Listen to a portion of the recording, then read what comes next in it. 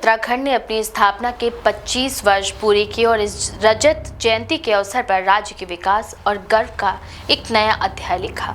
देहरादून के ऐतिहासिक forest research institute के विशाल परिसर में आयोजित मुख्य समारोह में पीएम नरेंद्र मोदी स्वयं उपस्थित हुए। हजारों की संख्या में लोग प्रधानमंत्री के स्वागत के लिए वहां पहुंचे थे, जिनमें भारी उत्साह और देशभक्ति की भावना दिखाई दे रही थी। प्रधानमंत्री ने इस अवसर पर राज्य की जनता को रजत जयंती की हार्दिक शुभकामनाएं देते हुए कहा कि उत्तराखंड के अगले 25 वर्ष देश के लिए विकास की नई मिसाल साबित होंगे। उन्होंने विश्वास जताया कि यहाँ के लोग, यहाँ की प्रकृति और यहाँ का सामर्थ्य मिलकर आने वाले वर्षों में भारत को नई ऊंचाइयों तक पहुंचाएंगे। समारोह में प्रधानमंत्री मोदी ने उत्तराखंड की 25वीं वर्षगांठ के उपलक्ष्य में एक स्मारक डाक टिकट जारी किया। इसके साथ ही उन्होंने 8,140 करोड़ रुपए से अधिक की लागत वाली विभिन्न विकास परियोजनाओं का भी उद्घाटन किया और शिलान्यास किया। इनमें राज्य की दो बड़ी योजनाएं केदारनाथ रोपवे परियोजना और जमरानी बांध परियोजना प्रमुख थी। केदारनाथ रोपवे से 4 धाम यात्रा में आने वाले श्रद्धालुओं को काफी सुविधा मिलेगी, जिससे उनकी यात्रा का समय और कठिनाई दोनों कम होंगे। वहीं जमरानी बांध परियोजना प्रदेश के जल प्रबंधन, सिंचाई और पेयजल आपूर्ति में नई क्रांति लाने की दिशा में एक अहम कदम मानी जा रही है। प्रधानमंत्री ने अपने संबोधन में कहा कि उत्तराखंड का विकास केवल आंकड़ों में नहीं बल्कि जनसामान्य के जीवन में बदलाव के रूप में दिखेगा। उन्होंने राज्य की भौगोलिक परिस्थितियों का उल्लेख करते हुए कहा कि पहाड़ी इलाकों के अनुरूप विकास की रणनीति तैयार की जा रही है, ताकि यहाँ की प्राकृतिक संपदा का संरक्षण करते हुए रोजगार, शिक्षा, स्वास्थ्य और पर्यटन के अवसर बढ़ाए जा सके। साथ ही उन्होंने कहा कि केंद्र सरकार राज्य की प्रत्येक प्राथमिकता के साथ खड़ी है और विकास की हर योजना में उत्तराखंड को विशेष महत्व दिया जा रहा है। प्रधानमंत्री ने पेयजल, शहरी विकास, तकनीकी शिक्षा, खेल और कौशल विकास से जुड़ी कई योजनाओं का भी उद्घाटन किया। उन्होंने ये भी कहा कि उत्तराखंड के युवाओं में अपार ऊर्जा और प्रतिभा है, जिसे सही दिशा देने की आवश्यकता है।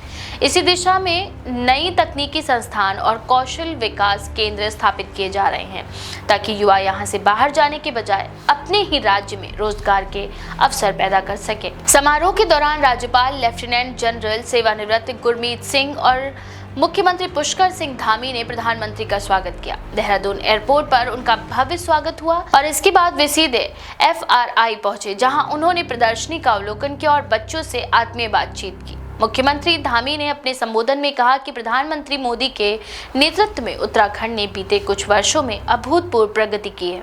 उन्होंने कहा कि आज जो योजनाएं शुरू की गई हैं, वे आने वाले वर्षों में राज्य की तस्वीर को बदल कर रख देंगी। देहरादून में इस ऐतिहासिक दिन को लेकर जबरदस्त उत्साह देखने को मिला। पूरा शहर दुल्हन की तरह सजा हुआ था।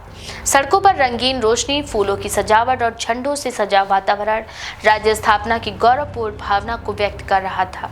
कार्यक्रम स्थल पर सुरक्षा के व्यापक इंतजाम किए गए थे। पुलिस और प्रशासन ने सुनिश्चित किया कि कार्यक्रम बिना किसी व्यवधान के संपन्न हो।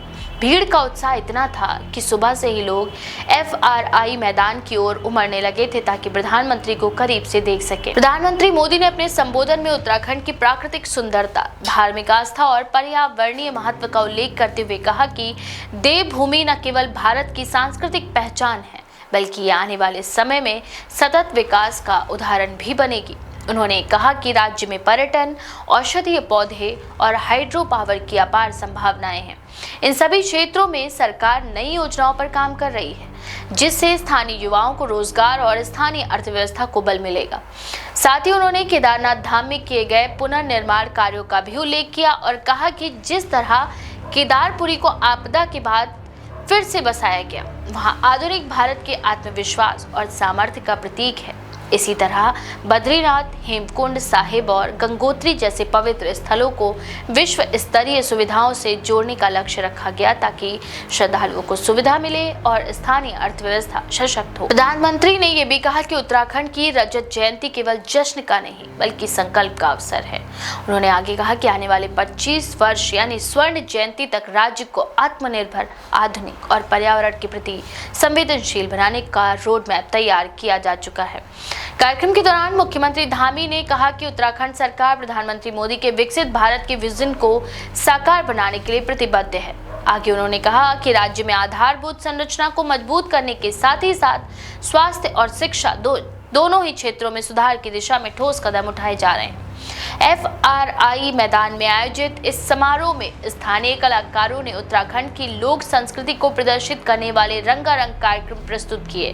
पहाड़ी लोक नृत्य, लोकगीत और पारंपरिक वाद्य यंत्रों की धुनों से पूरा वातावरण उत्सवमय बन गया। देश के विभिन्न हिस्सों से आए अतिथियों ने भी उत्तराखंड की सांस्कृतिक विविधता की सराहना की। प्रधानमंत्री ने अपने संबोधन के अंत में कहा कि उत्तराखंड के लोग जहां भी हैं, वे अपने राज्य के गौरव के संवाहक हैं। उन्होंने राज्य की जनता से अपील की कि वे प्रकृति और संस्कृति की इस धरोहर को सहेजते हुए विकास के मार्ग पर एकजुट होकर आगे बढ़ें। समारोह का समापन राष्ट्रगान और आतिशबाजी के बीच हुआ, जब पूरा देहरादून आकाश में चमकते रंगों से झिलमिलाने लगा। ये दृश्य उत्तराखंड की रजत जयंती के गौरव, उम्मीदों और संकल्प का प्रतीक बन गया। इस बारे में आपका क्या विचार है? अपनी राय कमेंट सेक्शन में जरूर लिखें। ऐसी और भी खबरों के लिए देखते रहें द पेज 19।